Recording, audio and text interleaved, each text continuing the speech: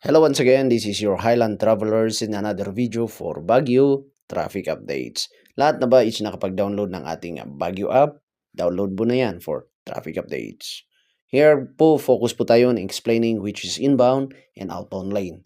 Sa right side po ng ating traffic island, yung papuntang Magsaysay and Bonifacio, this is our outbound lane. And on the left side po yung inbound lane natin mga sir and ma'am. Para at least po pag nakita nyo yung legend natin dyan, alam nyo na kung saan. Ngayon naman po is naka-face toward Maharlika po tayo. Kaya yung ating outbound lane is the left side, which is moderate traffic. And on the right side, yan po yung ating inbound lane. So mga sir and ma'am, no?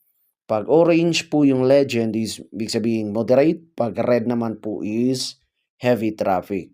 So, outbound to Magsaysay as of this time, meron po tayong moderate traffic. On the inbound is heavy traffic. Don't worry, may mga assign po kasi tayo on the time, on the place po sila nag-update. Kagaya po ng mga assign dito sa may Malcolm Square and Maharlika intersection. Sila po yung nag-update sa atin kung ano yung traffic situation natin real time. That's it. This is Highland Traveler.